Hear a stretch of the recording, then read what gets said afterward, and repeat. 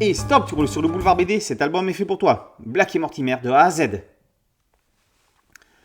Nés en 1946 dans les pages du journal Tintin, Blake et Mortimer sont devenus des héros mythiques du 9e art. Edgar Pierre Jacobs, leur créateur, ne savait alors pas qu'il venait de créer des personnages intemporels qui traverseront les générations, qui seront dans tous les livres d'histoire de la BD. On dit que les héros sont éternels. Leur auteur a eu la bonne idée que le capitaine et le professeur lui survivent après sa mort. Dans des reprises encadrées par les ayants droit, plusieurs auteurs ont participé et participent encore à leur destinée. Signé Ulrich, le 30e album de la série classique vient de paraître. Il y a eu également des hors-séries. Paru une première fois en 2021 à l'occasion des 75 ans de la série, l'ouvrage de Jean-Pierre Nogrette, Blake et Mortimer de A à Z, est réédité dans une version mise à jour.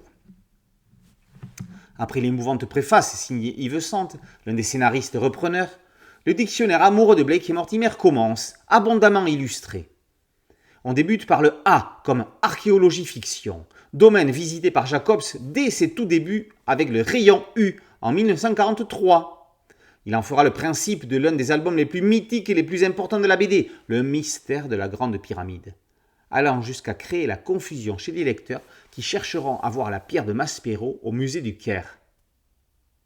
Au B de Blake, on apprend que son deuxième prénom est Percy et que Jacobs s'est inspiré de son ami Jacques Lody pour sa silhouette. Profitons-en pour signaler qu'il n'y a pas que des planches et illustrations de Jacobs dans ce livre.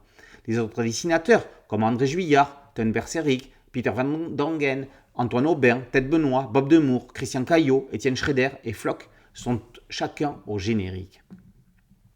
Au C, impossible d'échapper au Centaur Club. Jacobs s'inspirant de Conan Doyle et de Holmes, le club select londonien de Piccadilly est le lieu où les deux compères font le point sur les affaires en cours. Surprenant, au D comme Dring, on apprend comment la série a sauvé la vie d'un lecteur. À F comme femme, force est de constater qu'elles étaient quasi absentes des albums de Jacobs.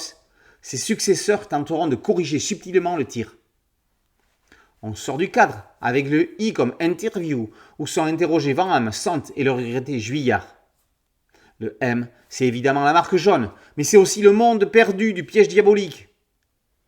Si au haut, on ne peut échapper à Ulrich, il va aussi être question d'opéra, la véritable passion de Jacobs, qui marquera graphiquement son œuvre par sa mise en scène, ses décors grandioses et ses entrées et sorties grandiloquentes. Cet abécédaire, consacré à Blake et Mortimer, a la saveur d'une tasse de thé à 17h. Le voyage au cœur de cette œuvre est une parenthèse qui rappellera l'enfance à ceux qui les auront découverts petits et invitera les autres à se plonger dans leurs passionnantes aventures scientifiquement construites, narrées et dessinées.